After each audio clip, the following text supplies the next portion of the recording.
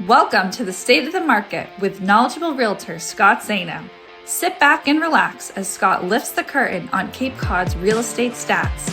Buckle up and let's dive in. This is your monthly State of the Market report.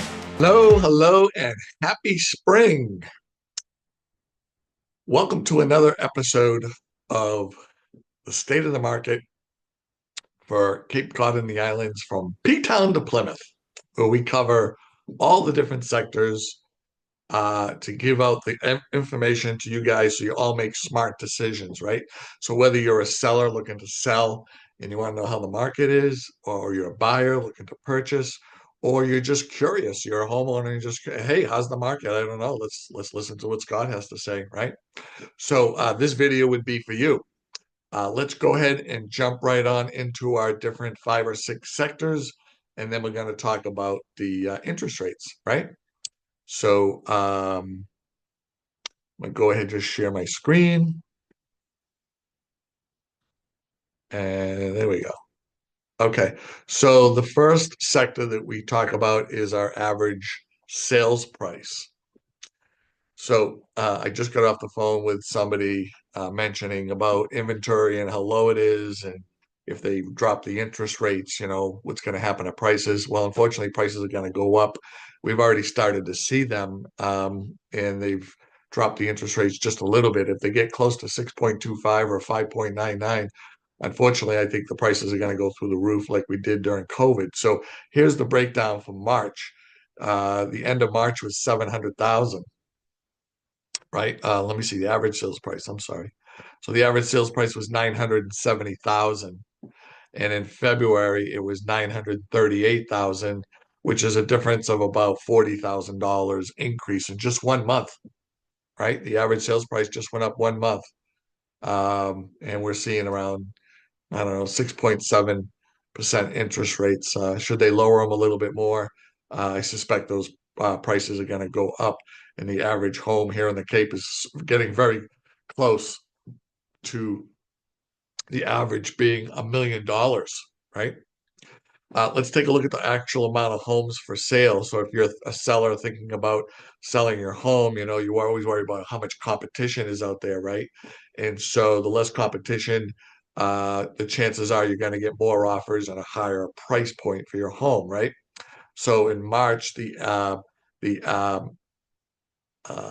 available amount of homes for sale on the Cape from Plymouth to P-Town, that includes homes, land, and condos, was 728.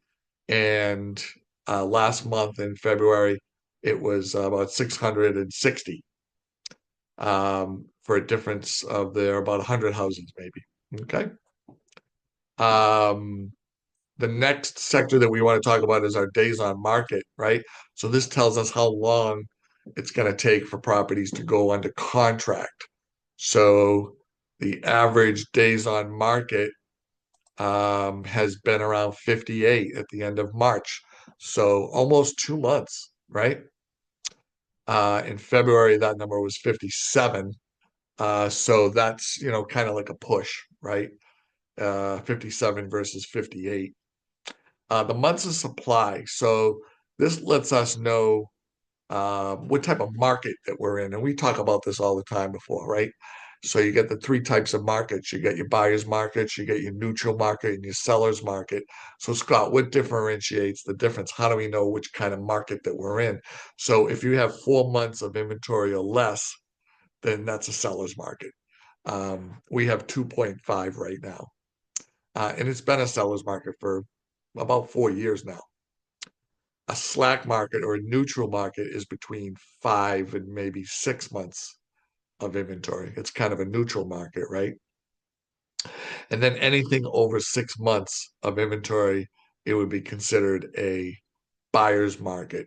Like, for instance, if you go in certain parts of Florida, I know I just came back from Naples and I talked to a couple of my realtor friends down there, and they have 14 months of inventory. So that's a buyer's market. So if you're looking to buy any property in Florida, especially Naples, Fort Myers area, you can probably get yourself a pretty good deal because there's so much inventory, right? That's the complete opposite of what we have here. And the reason why, because people ask me, Scott, why? Well, we don't have any land, right? And the land that we do have is either on the side of a hill, or it's not buildable, or it's super expensive, right?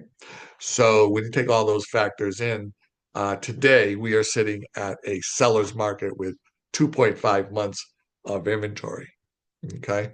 And then one of the last sectors is your percentage to sales price um, ratio. So 98% is where we're sitting at the end of March. In February, it was 97.3. So what that's telling us is the offers have gotten a little stronger from February to March, and that sounds about right, just because the amount of people out there looking.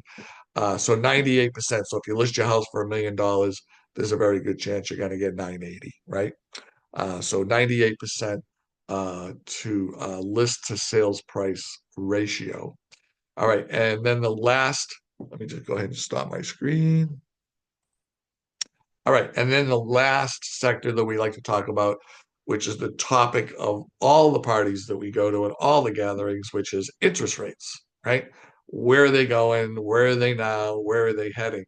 Those are all good questions, and it's our job as real estate agents to keep our finger on the pulse, right?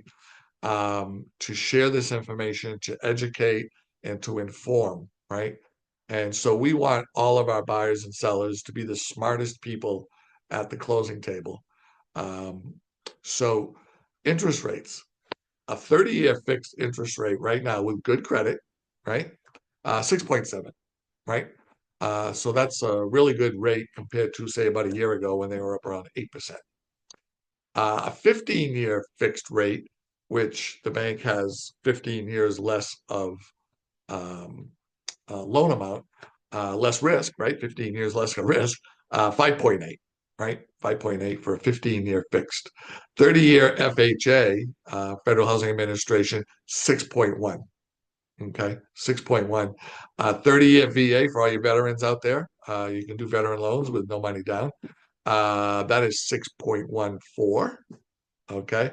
And anybody that's looking to finance seven or $800,000 and you're in the jumbo category, 30-year jumbo today is 6.75. So there you have it for your state of the market for the end of March 2025. Happy spring, everybody. And we'll catch you on the next episode of State of the Market.